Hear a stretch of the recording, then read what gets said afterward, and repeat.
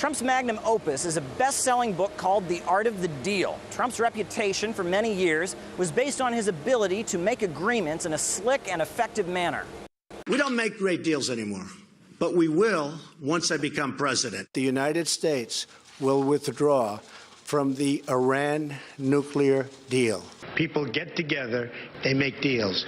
Ronald Reagan did it. Russia has violated the agreement, so we're going to terminate the agreement. We're going to pull out. I am a deal maker, and that's what the country needs. Is the United States will withdraw from the Paris Climate Accord. But is Trump a deal maker or a deal breaker? He's not exactly living up to his long-standing reputation. Take the Iran nuclear agreement. Not only has the United States pulled out, but Washington is actually reimposing the sanctions that were lifted in 2015. And allies of America are not ready to play ball. We decided to continue the work in terms of coordinating the European Union measures and mechanisms we are putting in place to this aim, to protect the economic investments of the European businesses that have legitimately invested and engaged in Iran. Just a week earlier, Donald Trump pulled out of the 1987 Intermediate Range Nuclear Forces Agreement. Now, this is a historic deal made by Mikhail Gorbachev and Donald Trump's hero, Ronald Reagan. Now, Trump says that pulling out of the treaty will actually make the world safer.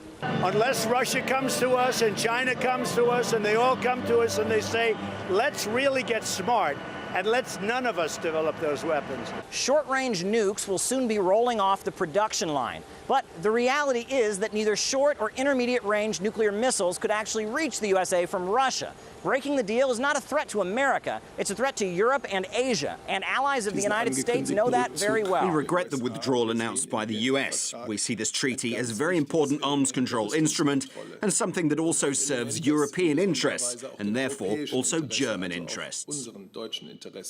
Trump has also pulled out of the Paris Climate Accord. Now, that's a move that no other country in the world, ally or opponent of the United States, supported.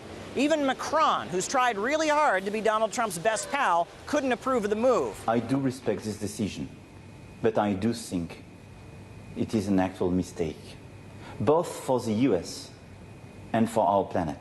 Yes, Trump withdrew, but there's a catch. The actual language of the agreement doesn't allow the United States to pull out until November 4th, 2020. And that, coincidentally, happens to be the day after the vote on Donald Trump's re-election as President of the United States. So unless Donald Trump gets 4 more years, he's pretty powerless when it comes to carbon emissions. It's getting harder and harder to take this US president more seriously when we talk about deal breakers. I mean, this is the price we pay, isn't it, when we elect in a reality TV star. You know, there's a certain obsession, a certain narcissism there. His logic behind this pulling out of international agreements is to give himself more leverage and more power at a later date and actually take more of the media coverage. But I think that's also part of his personality, which is, you know, he's very mercurial, he's capricious, he likes to do things at the last moment, he doesn't have much respect for international institutions and organizations.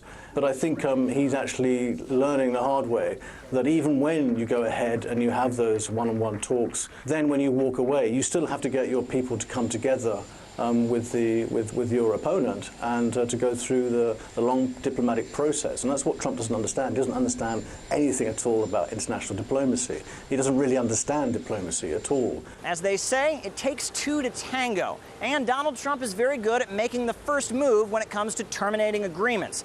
But it seems pretty clear that the rest of the world isn't dancing to the same tune. Caleb Maupin, RT, New York.